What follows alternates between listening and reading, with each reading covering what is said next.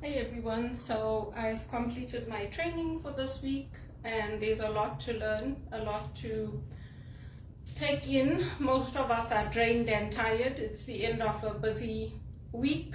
I'm sure we'll make lots of mistakes as we're learning and as we're growing into our new roles, but we hope that we are all going to do a good job. So in North America, and thanks to our Catholic Church siding with these world leaders who wanted this great reset, we have a large pool of educated talent taking on menial work, taking on work that normally somebody with my skills and education would not take on.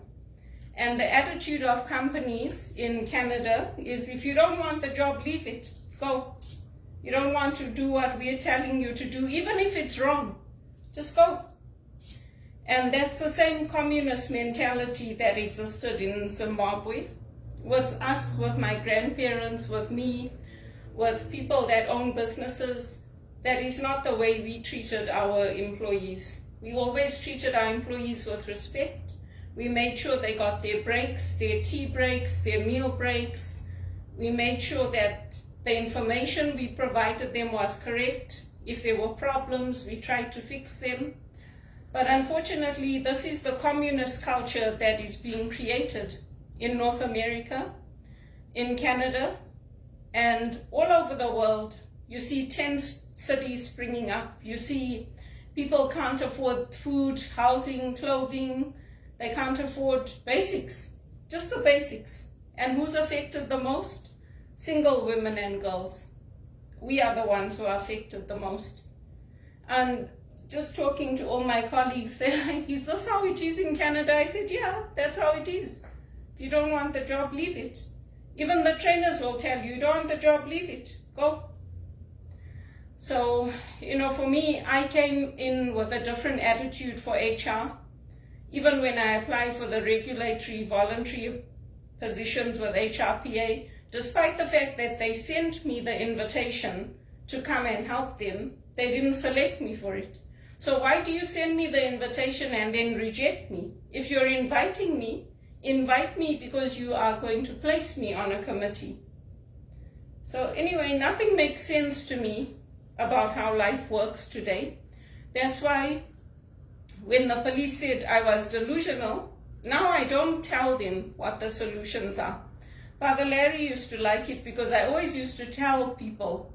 I used to tell the politicians, the MPs, Michael Levitt, Marco Mendocino, Justin Trudeau. I used to tell them what the solutions are, to look after them, to look after our country. Now I don't tell them. I just tell them, you know what, when I was in England, this is how we did it. Or when I was in Zimbabwe, this is how we did it. So can you help me understand how this is being done in Canada? I'll give you an example. There was a big protest outside one of the Jewish temples, and it's a temple that I worked at when I worked for the elections, because they were having a seminar for their faith community about selling property in Israel. And the police went there and they arrested people for causing a disturbance. So where I come from, in Zimbabwe and in South Africa and England, when we used to protest for Zimbabwe. We used to have our demonstrations in front of Zimbabwe House because the protest was to make our cause known for Zimbabwe. So it confuses me when the Palestinians go and protest outside the Jewish temple, or they come and they protest here in front of my condo building for Palestinian. There was a demonstration a while back.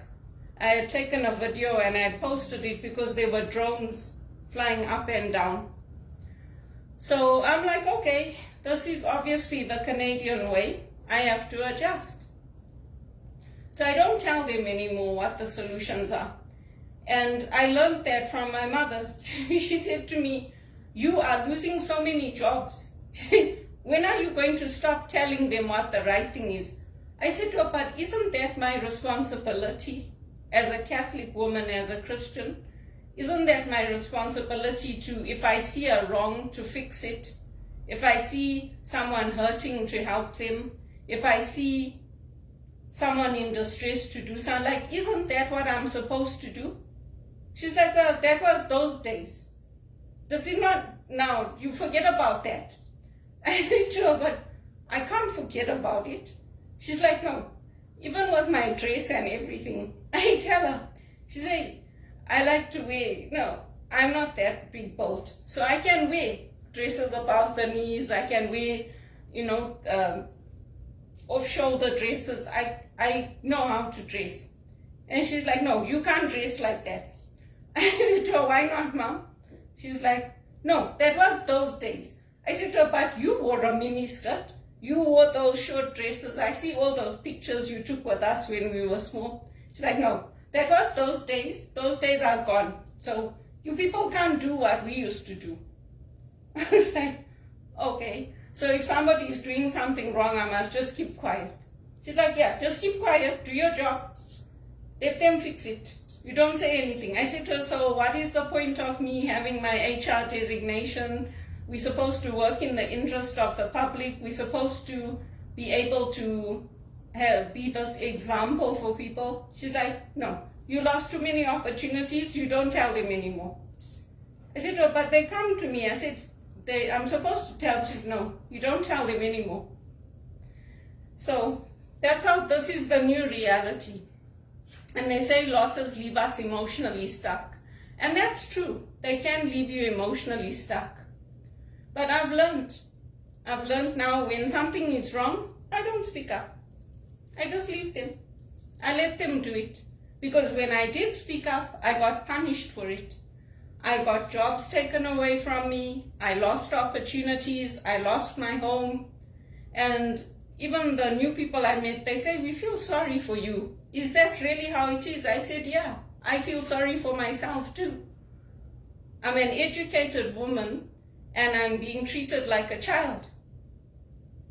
This job that I got now, all the internal hires, we had to do testing. We had to do testing on our voice. We had to do testing on arithmetic, testing on sales, testing on measuring products, testing on filing. We had to do a whole bunch of tests. And one of the tests I failed. They said my English was not good. All these new Indians coming into the country, they all got hired on the spot. They didn't do any testing. Just like when I joined Teleperformance, I didn't do any testing. But now, after tenure, after 5 years, over 5 years, I had to do testing. So, for me, as an HR professional, as an educated woman, it doesn't make sense to me. But obviously, to the client, it makes sense. So, well and good. I do what the client wants. To me, it doesn't make sense that when you have educated people and you have qualified people and you have people with good scores, you don't promote them and you don't give them the opportunity to move up, to move into campaigns like Google, where they're going to be paid over $50,000 a year, or you don't give them the opportunities to go into training. I mean, I don't think my English is bad. I got an A for English in high school. I have a master's degree from Canada.